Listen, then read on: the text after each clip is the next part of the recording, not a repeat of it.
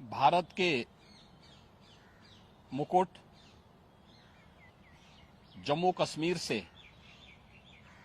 अनुच्छेद 370 और 35(1) का कलंक मिटाने के साथ ही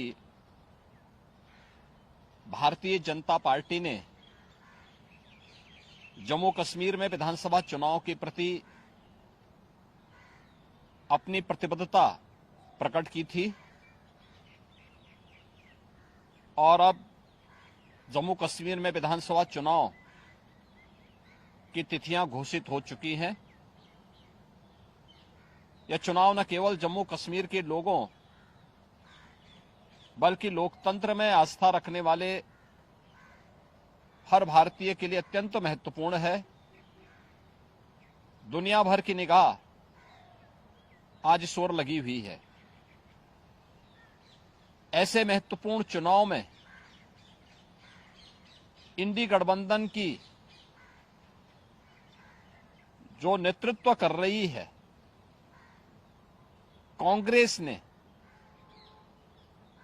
Abdullah and sons family private limited की नेशनल कॉन्फ्रेंस के साथ गठबंधन करके फिर से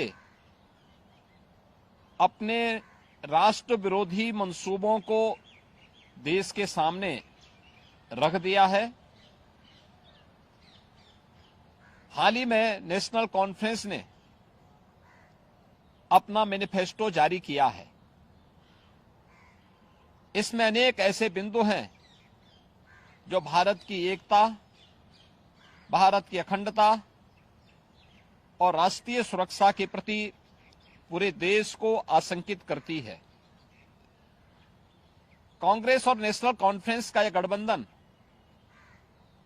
राष्ट्रीय सुरक्षा को लेकर के अनेक बड़े सवाल खड़ा करता है और भारतीय संविधान के प्रति सच्ची श्रद्धा और निष्ठा रखने वाले हर व्यक्ति को चिंतित भी करती है। मैं कांग्रेस के नेता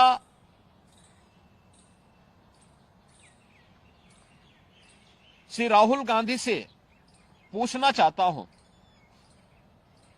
कि क्या कांग्रेस नेशनल कॉन्फ्रेंस के जम्मू कश्मीर में फिर से अलग झंडे की घोषणा का समर्थन करती है? क्या राहुल गांधी और कांग्रेस पार्टी धारा 370 और आर्टिकल 35(a) को वापस लाकर जम्मू कश्मीर को फिर से अशांति और आतंकवाद के युग में धकेलने के जम्मू कश्मीर नेशनल कॉन्फ्रेंस के घोषणा का समर्थन करती है? क्या कांग्रेस जम्मू कश्मीर के युवाओं के बदले पाकिस्तान के साथ वार्ता करके फिर से अलगाववादी ताकतों का समर्थन करती है? क्या कांग्रेस पार्टी और राहुल गांधी पाकिस्तान के साथ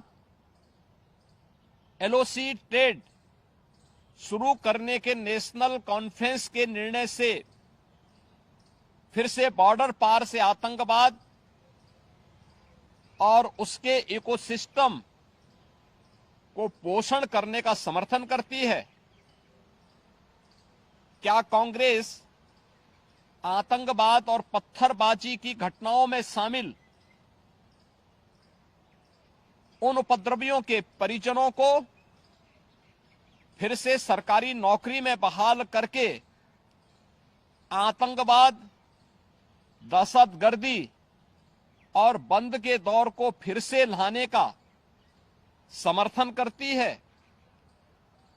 इस गठबंधन से कांग्रेस का आरक्षण विरोधी चेहरा भी देश के सामने आया है।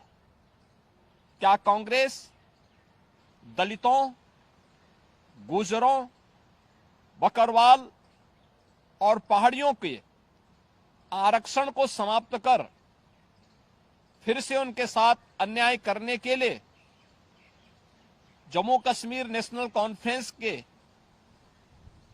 वायदे का समर्थन करती है?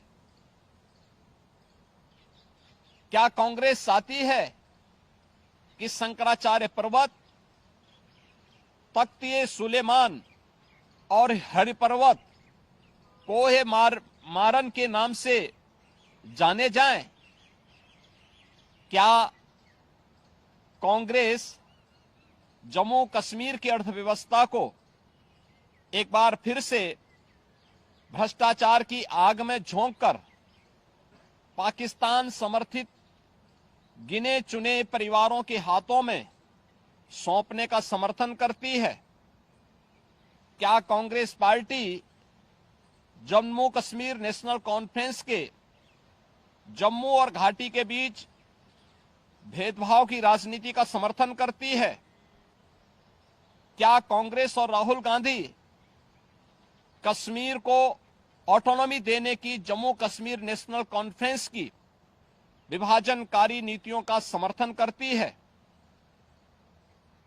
आजादी के बाद जम्मू कश्मीर के लोगों के ये कथित स्वयंभू भाग्य विधाता बन बैठे नेताओं को गुमराह कर नौजवानों को अलगाववादी साजिश का मोहरा जिन लोगों ने बनाया था, उनके हाथों में पत्थर और AK-47 इन लोगों ने पकड़ाई थी। आज आदरणीय प्रधानमंत्री जी के नेतृत्व में जब जम्मू कश्मीर के नौजवानों के हाथों में फिर से टैबलेट और उन्हें स्किल डेवलपमेंट के साथ जोड़ करके उन्हें रोजगार उपलब्ध कराया जा रहा है, नौजवानों को गुमराह करने वालों के लिए अब जम्मू कश्मीर में कोई जगह नहीं है, ये सब जानते हुए जो सपना सरदेव अटल जी ने देखा था जम्मू कश्मीर के लिए, इंसानियत, जमहूरियत और कश्मीरियत का, उन मूल्यों और उन सिद्धांतों के आज निकले प्रधानमंत्री मोदी जी ने उन सपनों को साकार करके दिखाया है। जम्मू कश्मीर को जागीर समझने वाले पाकिस्तान परस्त ठेकेदार और वहां की कथित लीडरशिप ने कभी सोचा नहीं कि नफरत की फसल काटने वाली उनकी सियासी जमीन सदा के लिए अब बंजर हो चुकी है। कोई ऐसी सरकार भी आएगी जो अनुच्छेद 370 को समाप्त करेगी, यह इन लोगों को आज हजम नहीं हो रहा है। अनुच्छेद 370 की समाप्ति के बाद जम्मू कश्मीर की आबोहवा बदल चुकी है, मुद्दे बदल चुके हैं। आतंकवाद और अलगाववाद का मुद्दा चुनाव की धारा में सदा के लिए विलीन हो चुका है। अब वहां विकास, रोजगार और पहचान की बात हो रही है, तो स्वाभाविक रूप से वोट के इन सौदागरों को कैसे अच्छा लग सकता है। और कांग्रेस का यह दुरभिसंधि